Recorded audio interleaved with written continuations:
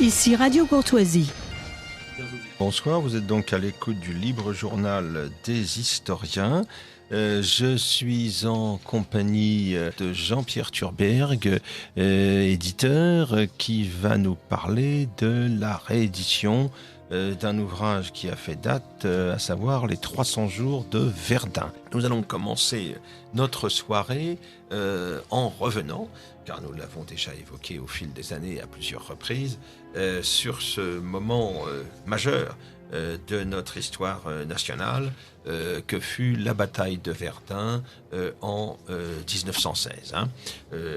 L'occasion, évidemment, vous la connaissez, nous allons célébrer l'an prochain le centenaire de cette bataille, déclenchée le 21 février 1916 à l'initiative des Allemands, placés sous les ordres du Grand Prince, et cette bataille qui va durer jusqu'à l'automne de 1916, automne marqué par la reprise par les Français des forts de Douaumont et de Vaux. Le front de Verdun s'allumera de nouveau en 1917, mais pour l'essentiel, c'est sur l'année 1916 que s'est concentrée cette terrible épreuve.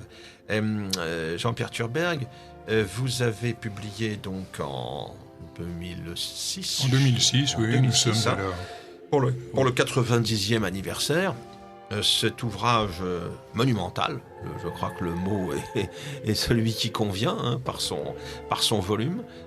Par le volume et aussi, si vous me permettez, oui, aussi par le parti pris que nous avons adopté, qui était celui de l'hommage aux hommes de Verdun. Donc c'est un monument dédié à la mémoire des poilus et aussi des soldats allemands d'ailleurs, puisqu'ils partageaient le même sort.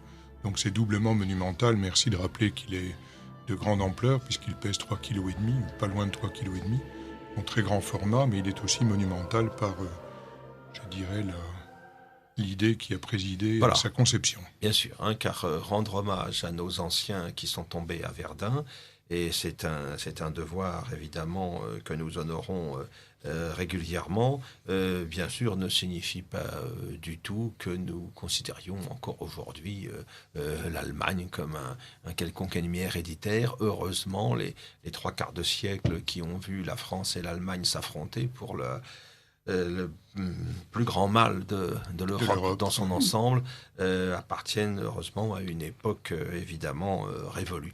Alors c'était là le deuxième parti pris qui a présidé à la conception du livre. Très en amont, le parti pris était de ne pas seulement focaliser le récit ou les illustrations ou les encadrer sur l'expérience vécue par les poilus, par les Français, mais le parti pris était également de donner la parole, dans la mesure du possible, à leurs adversaires, fraternels adversaires, pour reprendre une formule très belle, qui partageaient le même sort, qui se battaient probablement pour les mêmes raisons, qui connurent les mêmes infortunes et là souvent le même destin. Donc l'idée était délibérément de faire un livre qui fût œcuménique et pas strictement, sottement nationaliste, car comme vous l'avez très bien dit, l'heure n'est plus au nationalisme, l'heure est à l'union de ceux qui partagent les mêmes valeurs, ce pouvant être de part et d'autre du Rhin.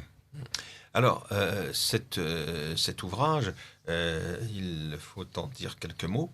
Il vaut par une iconographie tout à fait exceptionnelle, nous y reviendrons, par la sélection des textes que vous avez opérés.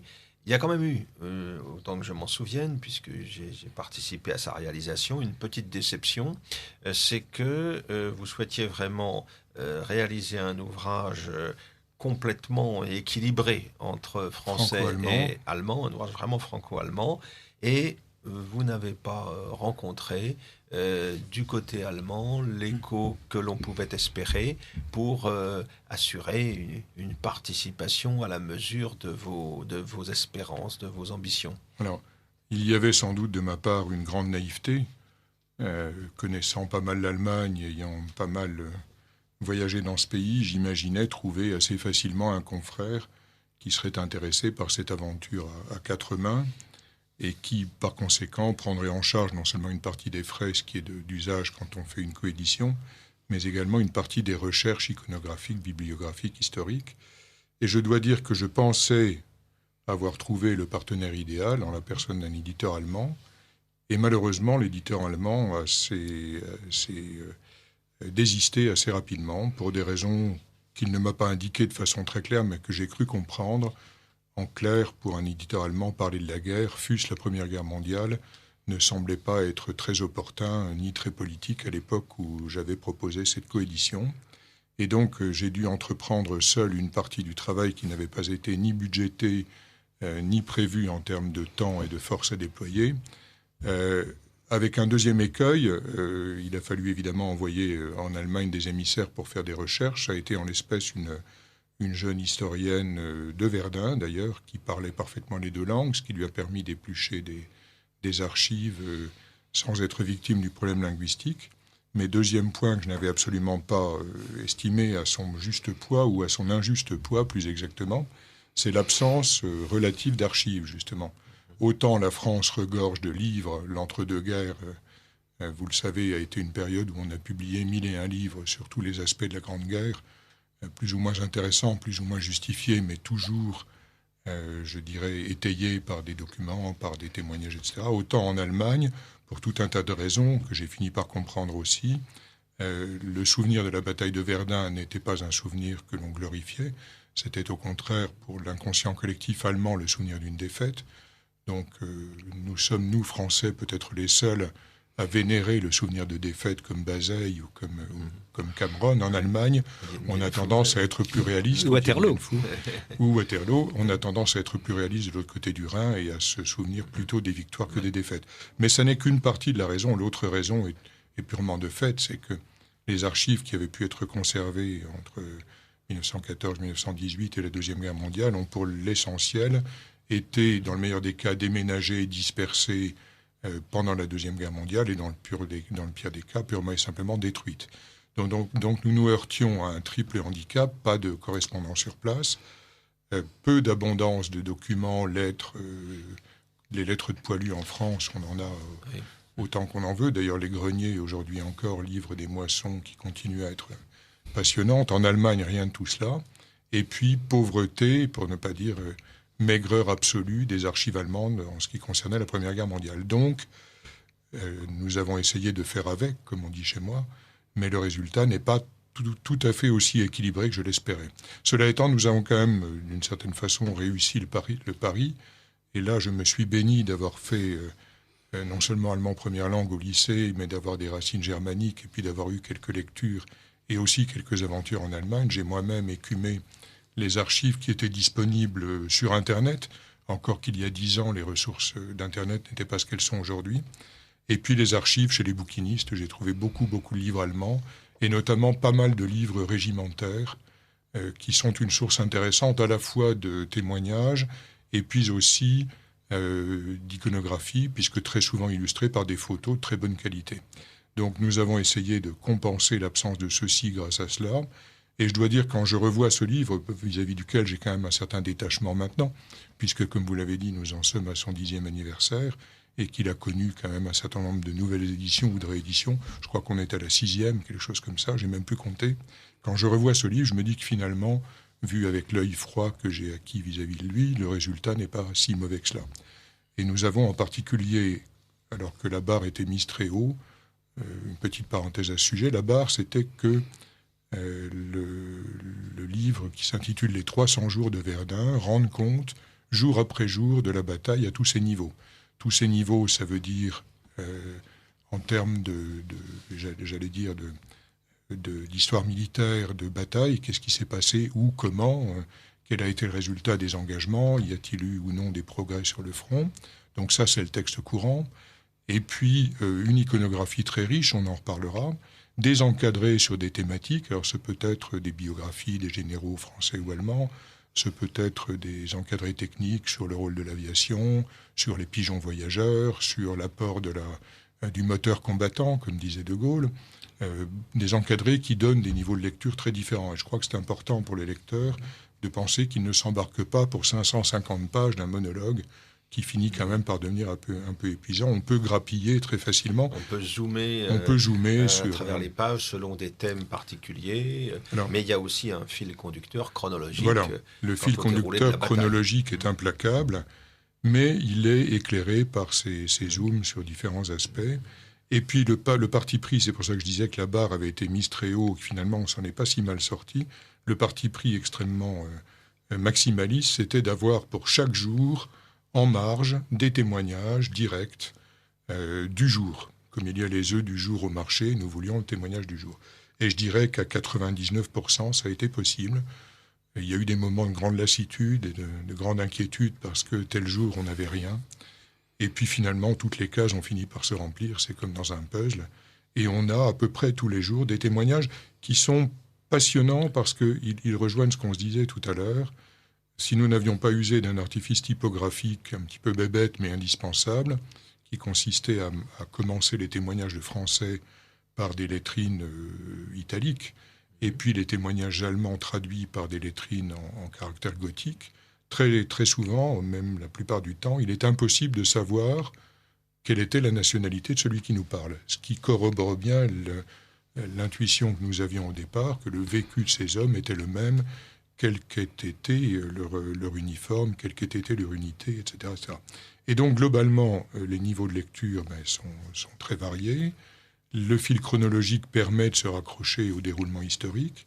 Et puis, je crois qu'il y a une variété qui fait que ce livre, et c'est comme ça que je l'avais voulu aussi, au-delà de l'hommage mérité aux poilus, est aussi une façon de transmettre à des jeunes générations des choses que sinon ils n'entendraient pas trop raconter. J'ai honte de le dire, j'ose à peine le dire, mais moi j'ai eu la chance, comme Pierre de Meuse, nous en parlions tout à l'heure, de recueillir des témoignages directs de poilus, parce que notre âge avancé a une contrepartie positive, c'est que nous avons côtoyé cette histoire de façon vécue. Vous écoutez Radio Courtoisie.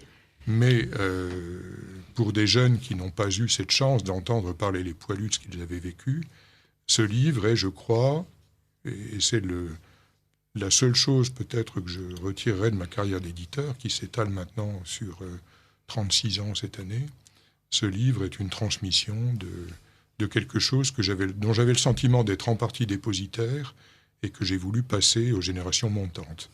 Et là, on ne pouvait pas rencontrer davantage les auditeurs de Radio Courtoisie, leurs préoccupations et les nôtres, qu'avec ce livre sur Verdun, qui est, je crois, la quintessence de tout ce qu'on ne nous dit pas, ou tout au moins de tout ce qu'on essaie de nous faire oublier. Je m'explique.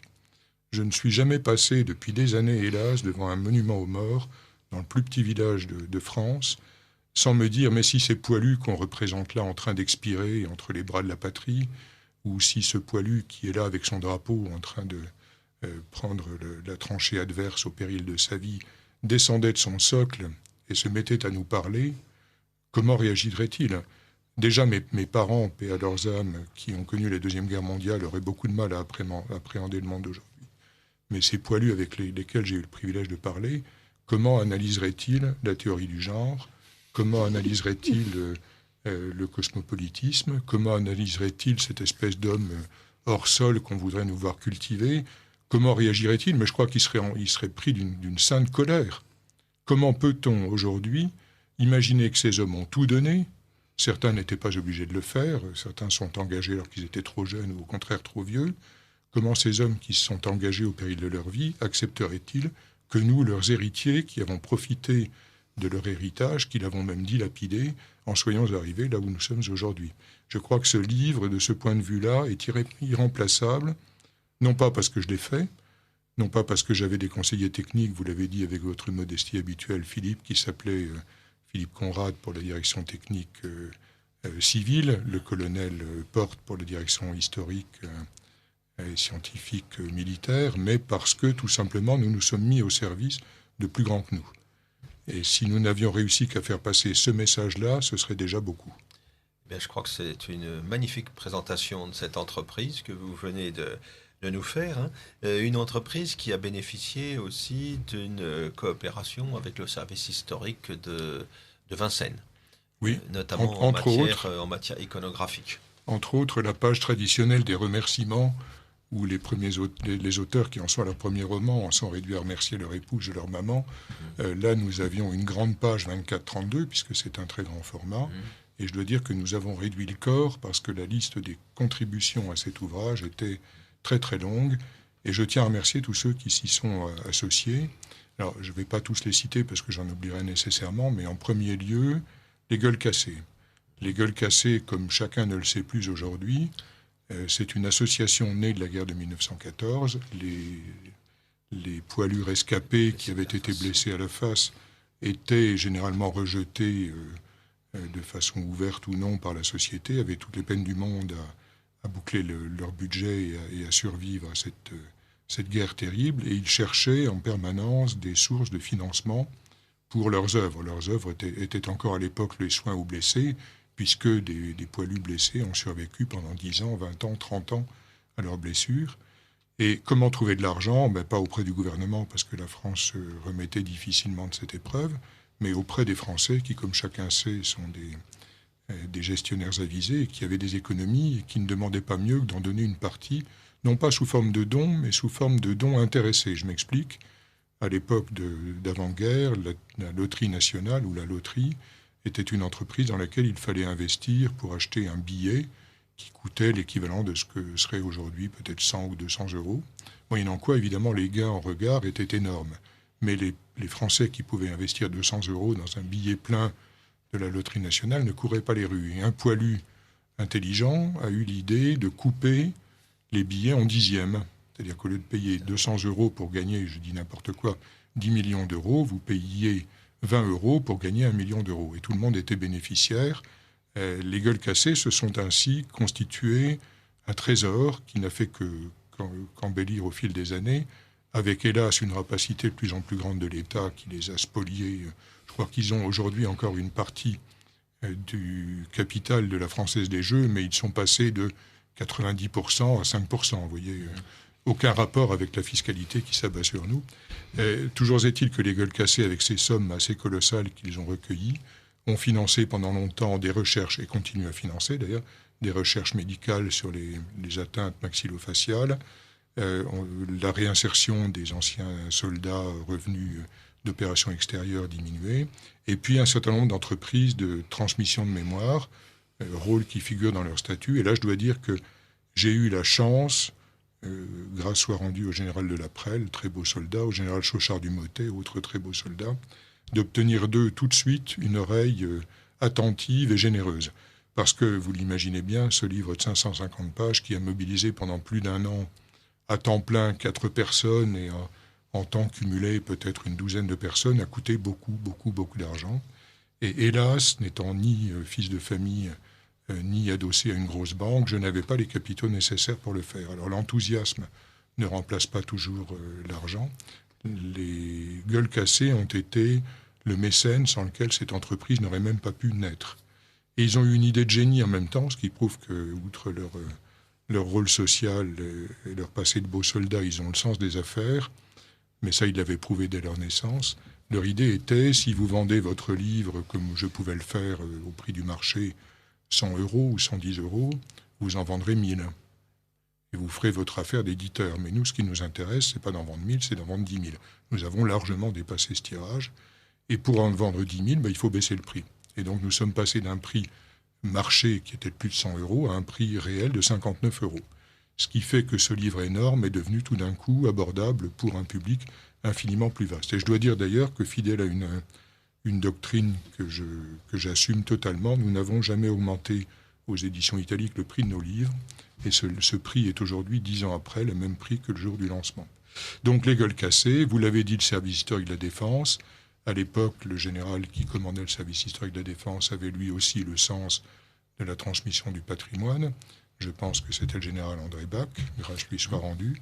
Il nous a ouvert... Il a été notre invité à notre émission à plusieurs reprises. Très bien.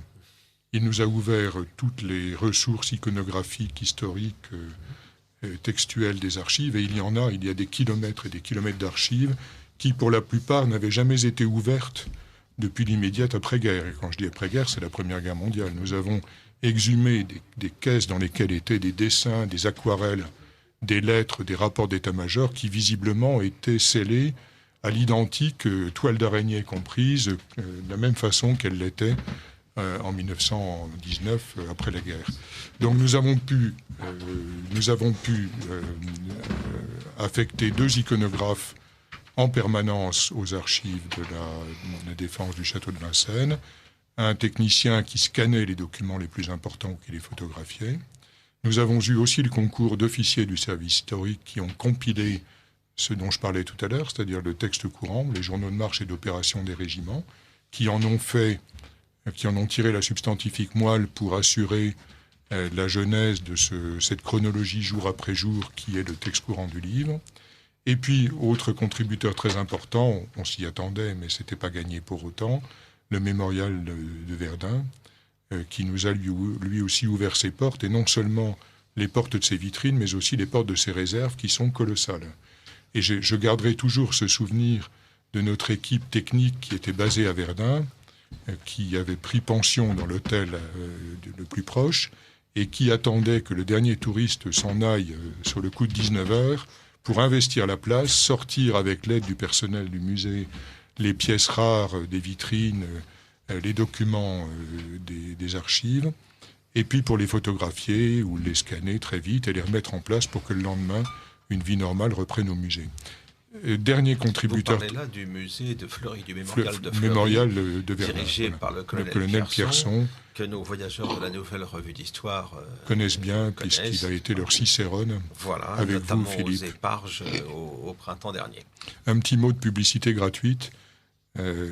Si vous pouvez aller au voyage de Clio à Verdun, faites-le. J'ai un souvenir inoubliable d'un voyage guidé à Verdun avec Philippe Conrad il y a quelques années. Et ce voyage n'a pas été pour rien dans la jeunesse du livre. Et puis, dernier contributeur, mais alors une personne privée que tout le monde connaît aussi, qui est Jean-Pierre Vernet, ce collectionneur fou, au bon sens du terme, qui a passé sa vie et la fortune qu'il n'avait pas à acheter des pièces, et qui a été, à un moment donné, le plus grand collectionneur d'objets de 14-18 au monde, mais pas collectionneur dans le sens compulsif et insupportable comme on en a tous connu, ne voulant jamais se départir de ses trésors, non, comme collectionneur, visant à partager les richesses avec d'autres. Et il nous a laissé, avant même que le musée de Meaux ne soit construit autour de sa collection, grâce à Jean-François Copé, il faut lui rendre ce mérite, qui nous a laissé, là aussi, investir sa maison, fouiller dans ses réserves, qui nous a sorti les objets les plus beaux, les plus rares, les plus amusants, les plus anecdotiques, les plus terribles. Pour vous donner une idée, la maison de Jean-Pierre Vernet, pour aller d'un bout à l'autre du salon, qui heureusement est très vaste, puisque c'est une maison à la campagne, il fallait enjamber une torpille, entière, intacte. Mais ça n'était que la partie émergée de l'iceberg. Il avait des livres. Et les objets ont joué un rôle important, parce que, paradoxalement, Verdun, tout le monde en parle, c'est un nom qui est connu dans le monde entier, autant que Paris. Et on avait très peu d'iconographie sur Verdun.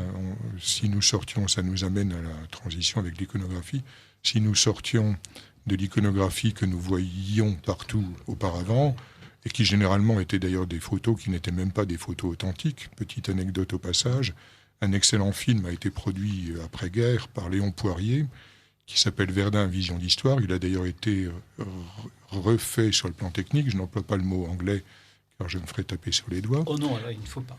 Absolument, d'ailleurs le cochon me regarde méchamment.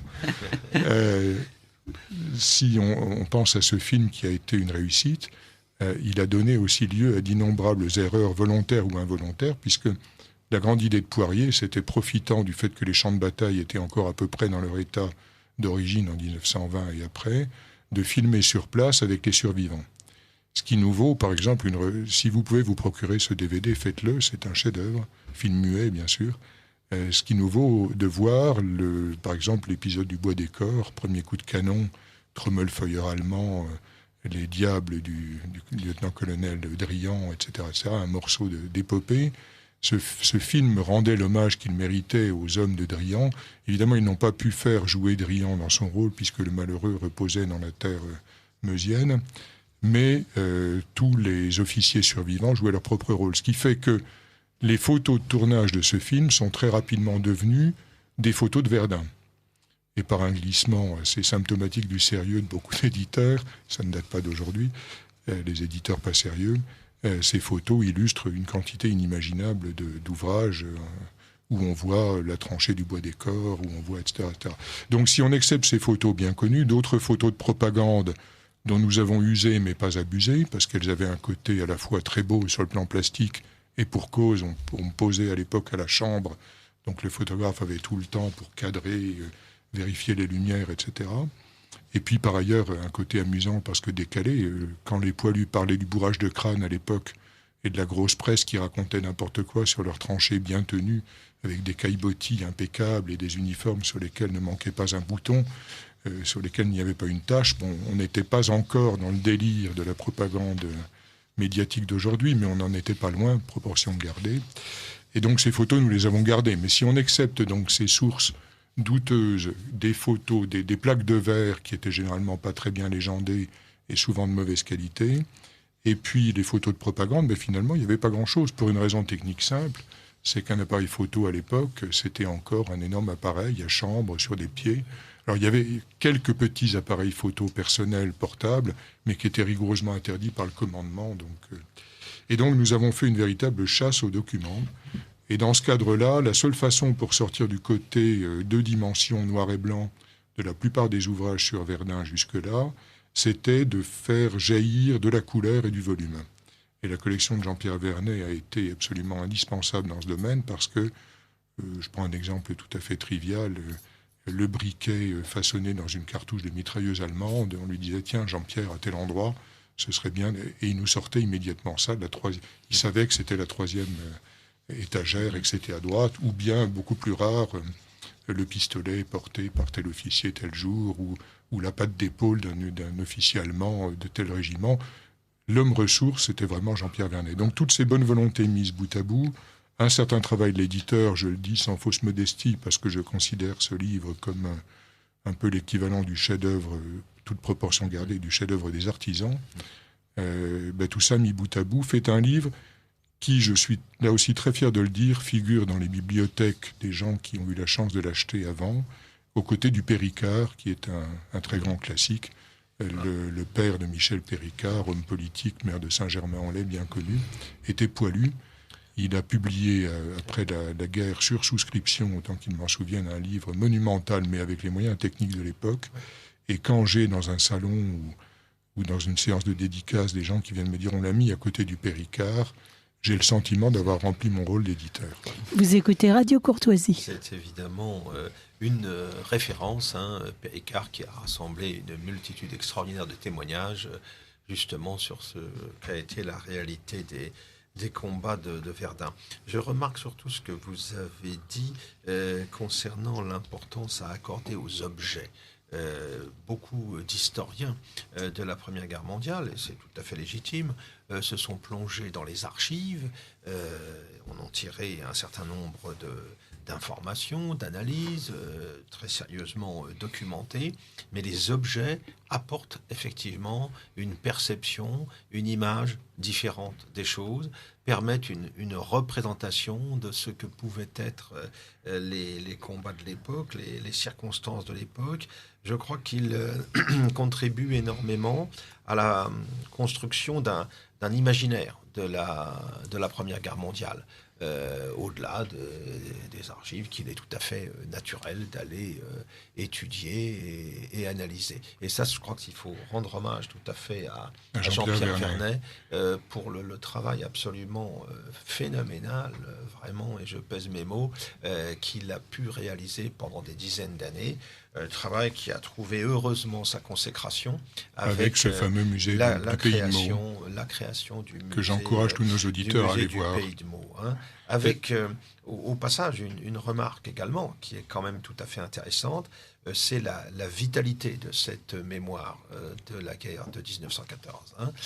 Nous aurions pu imaginer dans les années 1970, le cinquantenaire était intervenu dans les années 60, en 64, nous aurions pu imaginer que progressivement la guerre de 14 s'estompe dans les mémoires, comme ça avait été le cas pour d'autres conflits auparavant. À l'époque, tout le monde pensait surtout à la Seconde Guerre mondiale, qui occupait une place considérable dans les esprits, dans la production éditoriale. Et on a constaté à partir de, en gros la fin des années 80, l'orée des années 90, un retour d'intérêt tout à fait surprenant pour le premier conflit mondial, et un retour d'intérêt qui n'a cessé de se confirmer au fil du temps. On le voit à travers la production éditoriale, bien sûr. On le voit aussi à travers le succès, là aussi complètement surprenant, remporté par les lieux de mémoire. Il y a des romans également qui ont été inspirés par la guerre et qui ont rencontré un succès tout à fait spectaculaire. Et on voit bien, par exemple, à la faveur du centenaire, les investissements considérables qui ont été réalisés sur un certain nombre de lieux, dans un certain nombre d'endroits, pour que demeure vivante justement cette mémoire de 1914. Pour nos auditeurs, il faut signaler par exemple ce mémorial de Fleury dont nous parlions tout à l'heure. Il est actuellement en complet travaux, puisqu'on va lui mettre un étage. On va ajouter un étage au mémorial. Il sera ouvert au début de 1916, et bien entendu les voyageurs de la Nouvelle Revue d'Histoire 2016 iront le voir au mois d'avril. Mais ce n'est pas seulement le fait de Verdun. Il y a eu des aménagements, il y a eu des présentations dans de nombreux endroits. Bon, il y a eu le mémorial de Péronne il y a déjà un certain temps, mais par exemple, un musée également d'envergure va s'ouvrir, je crois que c'est l'année prochaine, à l'Hartmannswillerkopf, également sur le front des Vosges. Donc une mémoire de cette guerre qui est extrêmement vivante. Et à l'inverse, on parlait tout à l'heure des difficultés rencontrées dans la préparation de cet ouvrage du côté allemand. On a l'impression qu'il y a une espèce de trou de mémoire. Là, ça se débloque. Du côté allemand, ça a duré pendant longtemps. Ça se débloque. Et comment expliquez-vous ce blocage ? Je crois tout simplement que c'est j'allais dire, une gueule de bois, passez mon expression, de la Deuxième Guerre mondiale. Oui. Où les Allemands se sentent tellement coupables de tout. D'ailleurs, Mme Merkel vient encore de faire une déclaration hallucinante dans ce sens. Les Allemands sont tellement préoccupés de se battre la coulpe et de se couvrir la tête de cendres tous les jours à propos de la Deuxième Guerre mondiale qu'ils n'osent même plus aborder la Première Guerre mondiale, qui a été, somme toute, un conflit classique dans les règles de l'art. Philippe, est-ce que vous me permettez de revenir sur les objets pour citer une anecdote, pour apporter de l'eau à votre moulin? C'est justement un exemple qui m'a été donné par Jean-Pierre Vernet. Si vous visitez le musée de Meaux, du pays de Meaux, vous verrez un endroit, un objet qui est probablement en os, un os de bœuf ou de cheval, enfin récupéré sur le champ de bataille, qui ressemble à un coupe-papier. Et Jean-Pierre Vernet m'a dit, mais pendant très très très longtemps, je me suis demandé ce que c'était que cet objet. Était-ce un coupe-papier ? Était-ce quelque chose qui était utilisé pour faire des trous dans les toiles de tente, etc. Et j'ai eu un jour la révélation de ce que c'était par un ancien survivant qui m'a dit « Mais vous n'y êtes pas du tout. Cet objet, c'est un gratte-cul. » La raison en est simple. Si vous lisez Giono, il y a un passage terrible où Giono explique que sous le feu, ils sont pris de dysenterie, évidemment, et de tous les troubles intestinaux qu'on peut imaginer, ne serait-ce que parce que l'eau qu'ils boivent est de l'eau du filtrat de cadavres. Dans le meilleur des cas, de cadavres de chevaux, dans le pire des cas, cadavres de leurs camarades. Il y a une scène hallucinante dans le livre où un poilu s'aperçoit que le gobelet qu'il vient de vider est plein de morceaux de cervelle de son copain. Bon. Et les poilus qui étaient là avec des besoins naturels à satisfaire, ce qui finissait par devenir leur unique préoccupation, et ça Giono le raconte bien, n'avaient évidemment pas de papier. Les proverbiales feuillets militaires n'existaient pas, puisque par définition, passé le premier bombardement, il n'y avait plus d'arbres, donc plus de feuilles. Et pour avoir un minimum d'hygiène, ils utilisaient ce grattoir en bois. Et ça, c'est un exemple volontairement trivial et un peu cru, mais ça prouve bien l'importance de l'objet et ça prouve bien les conditions de vie. Vous le disiez tout à l'heure, des hommes qui en étaient réduits à ça ne sont pas comme nous, ne seront plus jamais comme nous. Alors, un autre point qui me frappe à ce propos, j'ai revu aujourd'hui, puisque je suis allé récupérer ce livre chez l'imprimeur aujourd'hui, donc je le revois avec des yeux neufs, cette nouvelle édition. Une autre chose qui me frappe dans les photos de soldats, qu'ils soient français ou allemands, et d'officiers d'ailleurs, c'est les yeux. Faites l'expérience, feuilletez ce livre, il n'est pas une seule photo, à part les photos de propagande dont je parlais tout à l'heure, ou les photos d'état-major prises à des kilomètres du front, il n'est pas une photo où les yeux de ces hommes ne soient hallucinés. Et je crois qu'on a là une des raisons pour lesquelles ce tourisme de mémoire dont vous parliez est en train de revivre, c'est le fait qu'au-delà de l'histoire guerrière, l'histoire bataille, qui est intéressante mais qui n'est pas tout, il y a une histoire de l'homme. La guerre est une espèce de microscope électronique braqué sur des créatures proches de l'insecte, souvent que nous sommes, dont elle fait ressortir toutes les aspérités qu'on ne voit pas dans une vie civilisée normale. Et ces hommes qui sont dans la boue des tranchées, qui vivent comme des rats parmi les rats, qui sont couverts de vermine, qui imaginent à chaque instant qu'ils vont mourir, qui ont faim, qui ont froid, qui ont soif, nous ramènent à quelque chose qui, je crois, c'est mon opinion personnelle, mais je suis à peu près sûr que sur Radio Courtoisie, les auditeurs la partagent, est l'essence même de l'homme, c'est-à-dire cette fragilité absolue dans la nature, dans les éléments. Et je crois qu'à une période où beaucoup de gens cherchent leurs racines, il y a un peu de nous dans chaque poilu, où il y a un peu de poilu en chacun de nous. Il y a un texte que je cite de mémoire qui le dit très bien, qui dit « Nous marchons sur le chemin, le soleil sur la tête, bien sanglés dans nos uniformes. Le premier obus tombe à côté, et la bête se réveille en nous. L'homme primitif, tout ce que nous avions oublié, tout ce que nous n'étions plus, nous le redevenons. » Je crois qu'à une époque où on veut faire passer l'homme pour un petit dieu qui est capable de tout, y compris de se générer lui-même, de se transformer lui-même, il est bon de relire ces exemples de ce que l'homme est réellement, c'est-à-dire une petite chose insignifiante qui a une trajectoire de météorite ou d'étincelle entre le néant et le néant. Voilà une vision anthropologique de la guerre tout à fait impressionnante. Vous avez parfaitement évoqué ce qu'étaient les conditions de cet affrontement titanesque que fut la Première Guerre mondiale. Nous avons plusieurs messages d'auditeurs qui sont satisfaits que nous abordions cette question. Oui, vous écoutez Radio Courtoisie, c'est le libre journal des historiens, dirigé par Philippe Conrad. Et nous venons d'entendre Jean-Pierre Thurberg qui nous parlait vraiment de la guerre 14-18, en particulier de Verdun et de son magnifique livre sur Verdun 14-18. Nous avons un auditeur de Radio Courtoisie qui nous dit « Merci à Philippe Conrad de rappeler que le premier conflit mondial fut un désastre pour l'Europe et en particulier pour les Français et les Allemands. Le nationalisme a provoqué des catastrophes en Europe dont celle-ci ne s'est jamais relevée. » Un autre auditeur de Radio Courtoisie nous dit « Oui, c'est la sainte colère lorsque nous voyons les traîtres qui nous gouvernent. Merci pour l'émission. » Et un autre auditeur de Radio Courtoisie « J'ai un grand-père qui, blessé à mort, est mort après la guerre de ses blessures. Un autre grand-père allemand qui a disparu en 1907. Un oncle mort en 1942. Félicitations pour votre émission. » Voilà, et puis...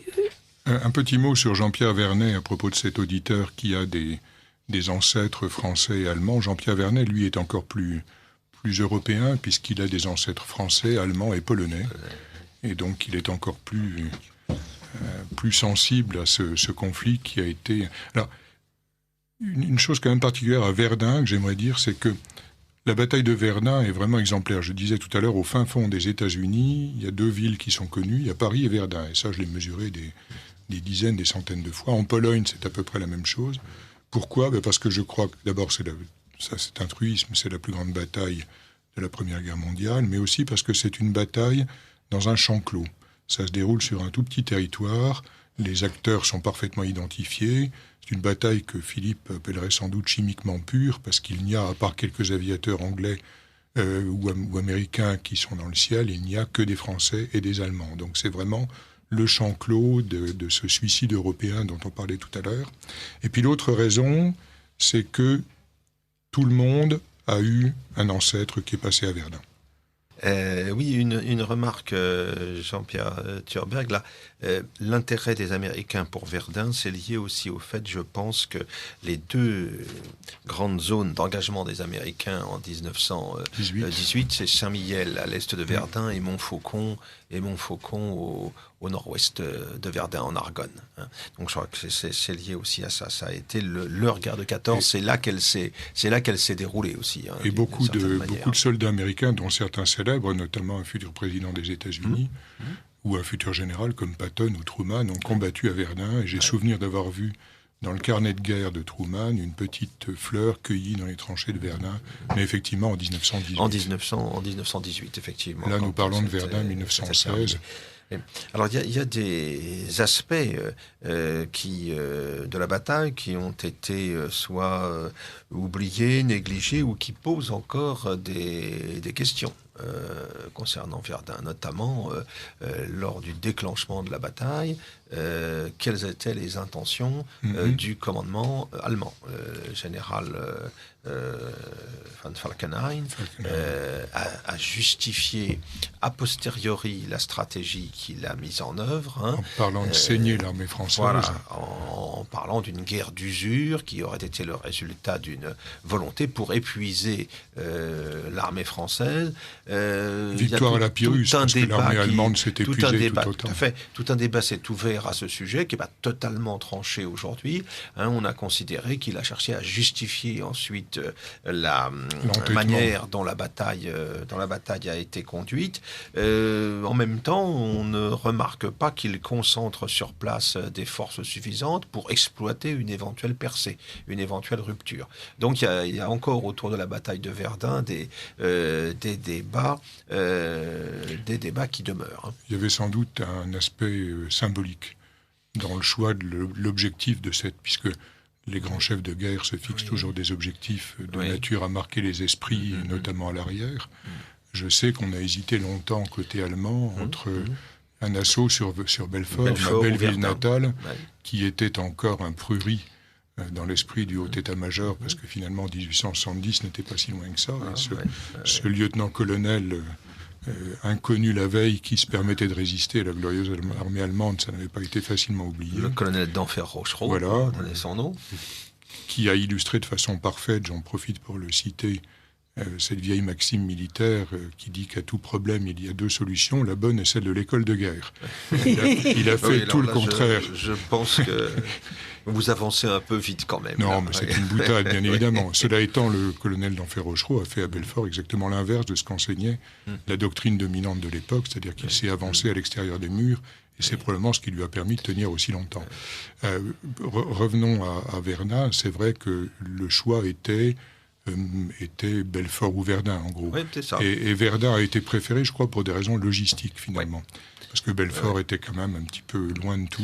Verdun était à proximité des fameux passages de l'Argonne, les fameux Thermopyles de la France, comme on disait à l'époque de Dumouriez, au moment de Valmy, et donc était en mesure, un effort ennemi sur Verdun, ou une prise éventuelle de Verdun, ça menaçait directement la vallée de la Marne et la route de Paris. Il y avait deux voies d'accès pour l'envahisseur venu du nord et de l'est. Hein. C'était la vallée de l'Oise à partir de la Sambre et l'Oise, à partir du nord, d'où le rôle important de Maubeuge, par exemple. Hein. Et puis, il y avait effectivement vers l'est les passes de l'Argonne avec Verdun, qui était en quelque sorte une clé possible pour s'avancer vers la Marne et marcher sur Paris. Et Verdun a été choisi aussi, vous l'avez bien dit, pour des raisons logistiques, à savoir qu'il y avait au nord de Verdun une densité du réseau ferroviaire qui était très importante et qui permettait donc d'acheminer les moyens en matière d'artillerie, munitions, de troupes, de manière assez facile. Hein, ce qui a permis, quand l'offensive va se déclencher, de disposer d'une puissance de feu inouïe, incroyable complètement inouïe. Puisque dans les Vosges, on entendait le bombardement du 21 février était tel que dans les Vosges, qui sont à 200 km... Passaga, qui se trouvait auprès du lac Noir dans les Vosges, bien connu de nos services, qui sentait la terre trembler du fait du pilonnage d'artillerie du Trommelfeuer qui s'était déclenché au nord de Verdun, donc le 21 février 1916. Hein. Un matraquage qui va durer toute la journée. Ça commence à 7h du matin. Et ça dure jusqu'à 16 heures. Et à ce moment-là, les Allemands pensent avancer sur un terrain totalement dévasté. Ils avancent en colonne, ne s'attendant pas à se heurter à une quelconque résistance. Et c'est là que, malgré la puissance de feu engagée, on constate qu'il y a des groupes de combattants qui vont résister, qui vont continuer la lutte, avec des unités qui ont été largement dispersées, décimées, mais c'est là que se situe notamment l'épopée des deux bataillons de chasseurs du colonel Drian autour du Bois des Corps, donc au nord de Verdun. Donc en ce 21 février, d'ailleurs, Drian sera tué au moment de la retraite. La retraite, vous l'évoquiez tout à l'heure. Le premier choc a été terrible. Le premier choc a été terrible et on se demande à ce moment-là s'il ne faut pas évacuer carrément la rive droite de la Meuse. On s'interroge à ce sujet et c'est là qu'intervient le général de Castelnau, que vous connaissez bien, qui va suggérer à Joffre de mettre au commandement de la place de Verdun le général Pétain, qui est à la tête à ce moment-là de la deuxième armée. Et le 25 février, Pétain vient prendre son commandement et prend en main la bataille dans des conditions extrêmement difficiles. En plus, il est malade. Ouais. Il a une vilaine grippe.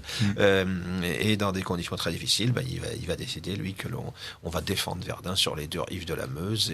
300 jours. Et voilà. Et 300 jours de résistance.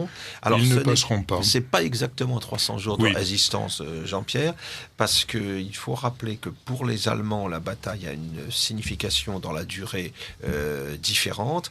Pour les Allemands, la bataille est terminée le 11 juillet, en fait.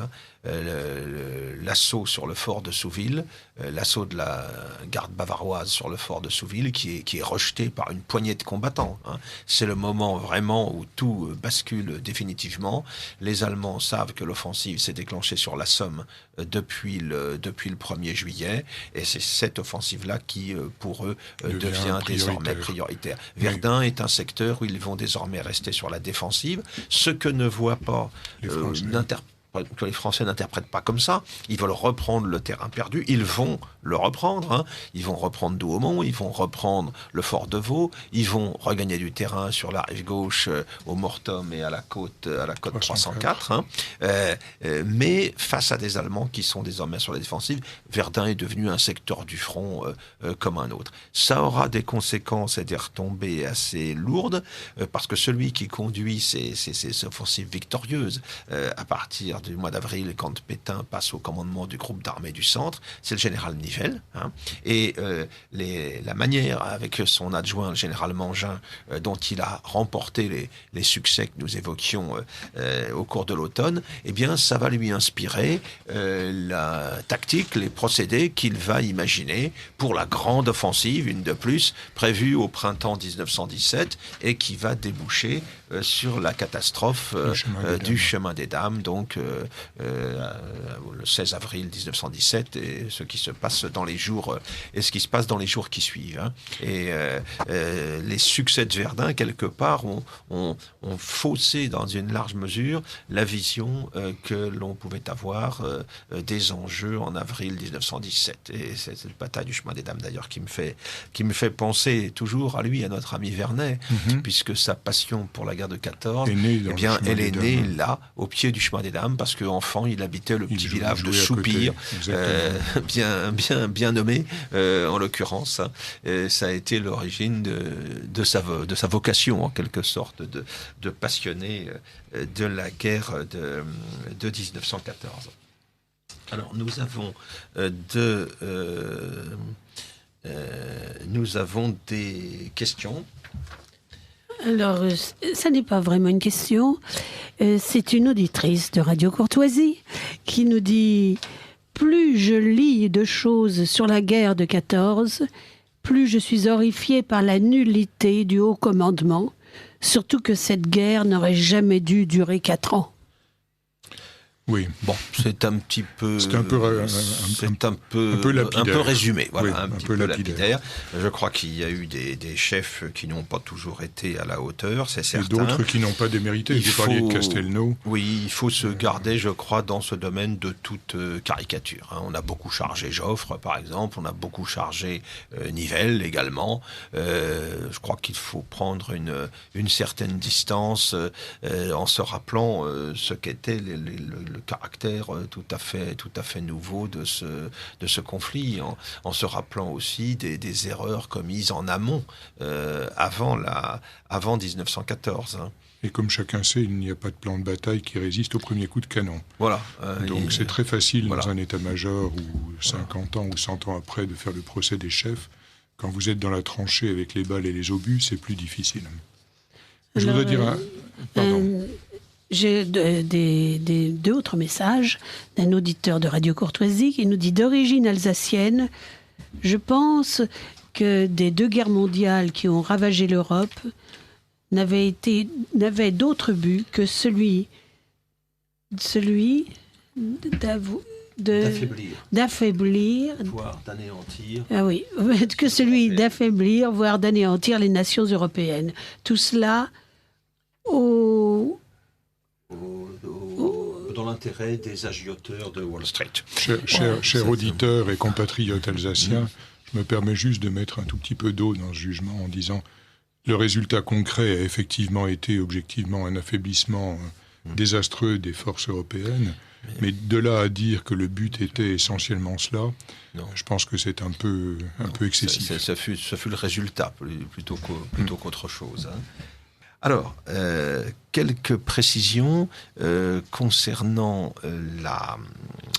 l'ouvrage consacré à Verdun que nous venions d'évoquer. Comment peut-on, Jean-Pierre Thurberg, se le procurer ? Alors, deux moyens très simples. Le premier, le site des éditions italiques. Vous tapez sur n'importe quel moteur de recherche édition italique ou même italique, ou Italique Verdun, ce serait bien le diable si vous ne tombiez pas sur le livre. Vous verrez que sur le site, vous pouvez non seulement lire un peu plus de détails sur le livre, mais même le feuilleter à l'écran, ce qui est assez agréable pour avoir une idée de la richesse iconographique dont nous parlions tout à l'heure. Donc le site où vous pouvez le commander au prix de 59 €, prix qui n'a jamais varié. Et là, ce qui a varié, c'est le prix des frais de port. Pour un bouquin de 3,5 kg, nous faisons payer 7 € de frais de port. Nous sommes hélas très loin du prix de ce que nous facture la Poste à l'heure actuelle pour l'expédition. Et encore, les livres n'arrivent-ils pas toujours à bon port. Donc le site www.italique.com ou Italique sur un moteur de recherche. Et puis à partir du 11 novembre, en librairie, dans toutes les bonnes librairies, suivant la formule consacrée, de France et de Navarre.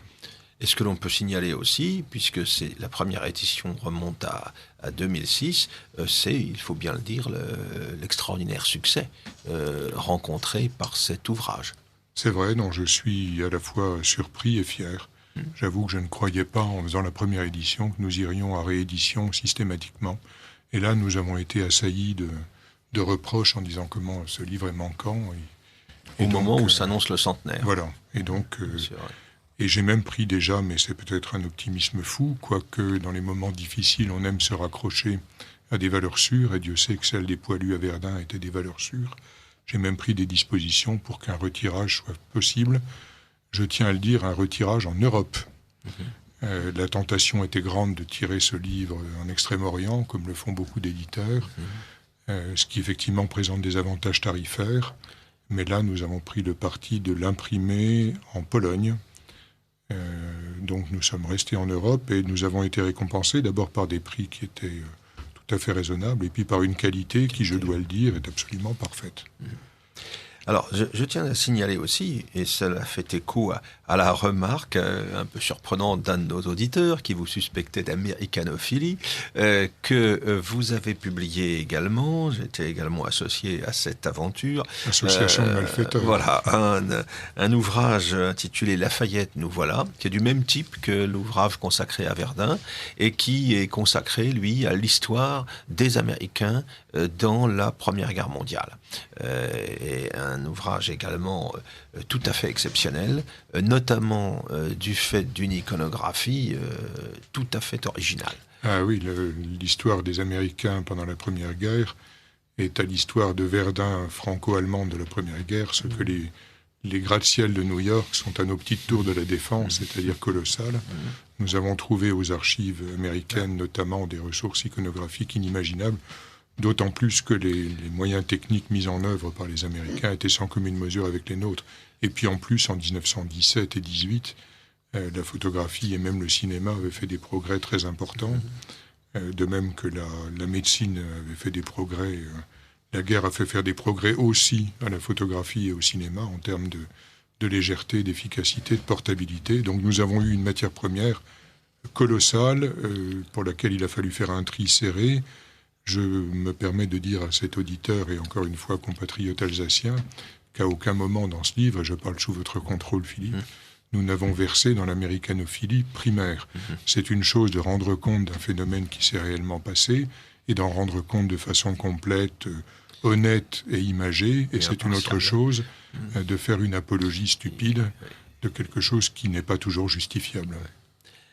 Voilà donc en ce qui concerne les productions monumentales des éditions italiques, mais je crois que vous avez aussi d'autres titres consacrés à la guerre de 14. Vous êtes un petit peu un éditeur spécialisé depuis de longues années dans ce domaine. Vous avez commencé avec les journaux de tranchées. Il y a 20 ans.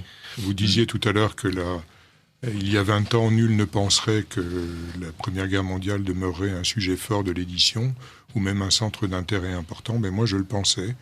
Alors j'étais conditionné par mon enfance, mes origines, mes racines, mais je ne me suis pas trompé. Nous étions, comme disent les militaires, prépositionnés sur la Grande Guerre, et 80% de notre production porte sur la Grande Guerre. Dans ce cadre-là, j'ai voulu produire un petit livre qui soit l'équivalent des 300 jours de Verdun pour un public plus jeune, qui permette aux parents et aux grands-parents de faire connaître la Première Guerre mondiale dans tous ses aspects, à, je dirais, des enfants de 7 à 12, 13 ans. Et dans ce cadre-là, je me suis associé à un dessinateur de grand talent qui s'appelle Philippe Delestre. Notre auditeur alsacien le connaît sans doute. C'est l'homme qui, à la manière de Jacques Faisan, signe tous les jours le dessin d'actualité à la une des journaux locaux que sont l'Alsace, les dernières nouvelles d'Alsace, l'Est républicain, le bien commun, etc. etc. Et c'est un monsieur qui, outre ses talents de caricaturiste et de chroniqueur politique à la plume acérée, est un amoureux de la Grande Guerre, qu'il a lui aussi vécu au travers des récits familiaux, et qui a hérité un petit peu de la tendresse, de la justesse et de la sensibilité de Hansi, cet illustrateur alsacien qui a été l'incarnation de l'Alsace pendant longtemps. Et Philippe Delestre m'a livré des dessins. Nous avons ensemble bâti un livre avec une double progression. La première était une progression thématique. On aborde un peu tous les thèmes qu'on ne peut pas ne pas croiser quand on s'intéresse à la Première Guerre, c'est-à-dire l'arrachement à la famille, la mobilisation, l'arrivée au front, puis les grandes batailles dont Verdun, puis les poux, le froid, etc. Enfin, on a visité évidemment tous les grands thèmes, mais l'autre axe de ce livre, c'est une approche chronologique, sans bien évidemment rentrer dans un pédagogisme qui serait malvenu et en plus assommant. Nous avons tenu à partir de la déclaration de guerre et à finir avec, encore une fois, les gueules cassées, les blessés et tous ceux qui ont vécu la guerre bien au-delà de l'armistice. Et ça donne un livre de 90 pages ou 92 pages, absolument merveilleux, sans pour autant qu'il gomme les aspects les plus rugueux ou les plus horribles de la guerre, avec des légendes qui sont soit des extraits de témoignages d'époque, comme nous l'avons fait dans les 300 jours de Verdun, soit un large appel que nous avons fait au journal de la grand-mère de Philippe Delestre, le dessinateur qui nous livre ses impressions de l'arrière. Et c'est extrêmement intéressant. Et je crois que là, il y a un outil de transmission de la mémoire et de transmission des valeurs qui sera le bienvenu au moment de Noël. Ça s'appelle Les damnés de la Terre. Oui. J'avais déjà fait un premier livre avec Philippe Delestre, mais c'était plus un livre impressionniste avec surtout des thématiques. Là, c'est plus articulé, plus organisé. Ça s'appelle Les damnés de la Terre et ça ne vaut que 19 €, ce qui, pour un cadeau supplémentaire à Noël, n'est pas un investissement très grand. Là, c'est un ouvrage plutôt destiné aux enfants. aux jeunes adolescents. Le premier exemplaire le premier titre avait recueilli l'assentiment d'un monsieur qui n'est pas particulièrement un enfant, même s'il en a gardé l'âme, qui s'appelle Jean Raspail, qui écrivait à Philippe de Lestre « Merci pour ce livre. J'ai vibré de la première à la dernière page, je cite de mémoire. Merci de ce livre qui m'a réconcilié avec la France, dont je m'étais beaucoup éloigné. » Donc je dirais, pour répondre à votre question, Philippe, les adultes peuvent, avec profit, se retremper dans cette communion avec les poilus dont on ne peut que sortir plus fort. Mais évidemment, ça vise surtout les enfants. Voilà un commentaire de Jean Raspail, en tout cas, qui fait référence. Hein. Alors, je tiens à signaler aussi à nos auditeurs, à les encourager à consulter le catalogue des éditions italiques. Ils peuvent le faire, je pense, sur Internet. Sur le site Internet. Sur le site Internet, parce que vous avez, on ne va pas les énumérer tous, mais je pense à certains titres des ouvrages que vous avez publiés. Je pense par exemple au témoignage d'un des chasseurs de Drian, un des rares escapés des combats du Bois des Corps, des combats des Diables Bleus. Et je pense aussi au témoignage d'un officier engagé dans la guerre, mais qui n'était pas un officier d'active et qui va se retrouver, je crois, capitaine ou commandant au régiment d'infanterie coloniale du Maroc et qui va faire une guerre absolument exceptionnelle. Et c'est un titre, ça, c'est un ouvrage qui m'est apparu très intéressant parce que l'on a tendance, et ça témoigne d'une sensibilité particulière, à valoriser les regards, je dirais, un petit peu misérabilistes sur la guerre. Hein. Il y a une approche historique ou de certains historiens qui se ramènent à une espèce d'anthropologie doloriste pour aborder la guerre. Là, on a vraiment le témoignage d'un combattant, d'un soldat, d'un guerrier. C'est quelque chose, d'une certaine manière, quant au rapport qu'il a physiquement avec la guerre, qui rappelle un peu ce qu'a été l'expérience d'Ernst Jünger, dont il a témoigné dans La guerre Notre-Mère ou dans Orage d'acier. Le titre des deux livres auxquels vous venez de faire allusion, pour le premier, cet officier de Drian qui nous livre un récit, je dois dire exemplaire, sur ce que fut non seulement le Bois des Corps, où il était aux premières loges, hélas, mais ce que fut toute la guerre, puisqu'il a combattu jusqu'au dernier jour ou presque. Ça s'appelle Fagnon bleu jonquille. Voilà. Ce qui parlera à tous les chasseurs. Les chasseurs s'y reconnaîtront. Ouais. Fagnon bleu jonquille s'appelait Paul Simon. Ouais. Et là, je ne peux pas résister au plaisir de vous citer une anecdote. Un des plaisirs de mon métier, c'est qu'on arrive à arracher des secrets à l'histoire. Je ne parle pas à votre niveau, Philippe, je parle à mon petit niveau d'éditeur. Ce capitaine Paul Simon avait disparu après avoir écrit ce livre, publié juste après-guerre. Nul ne savait ce qu'il était advenu de lui. J'ai fait des recherches et en recoupant avec les journaux de tranchées en particulier, j'ai réussi à déterminer qu'il était en fait dans le civil notaire. Il était clerc notaire au départ, il a fini officier et notaire, et j'ai même retrouvé l'adresse de son étude à Paris. Enfin, il est d'ailleurs cité dans le film dont je parlais tout à l'heure. Et le deuxième livre dont vous parlez s'appelle « Il revint immortel de la grande bataille ». Voilà. Et c'est effectivement un récit dans lequel cet officier, qui n'était pas un officier de vocation, se révèle un officier de grand courage et en même temps de grande humanité, parce que l'un n'exclut pas l'autre. On peut faire la guerre de façon intense et virile sans pour autant être... Sans pour autant être une brute sanguinaire. J'allais le dire. Enfin, voilà des témoignages, en tout cas, qui sont ceux de certains de ces hommes qui composaient l'immense nation armée que fut la France de 1914-1918 et dont il est évidemment toujours très important que l'on se souvienne.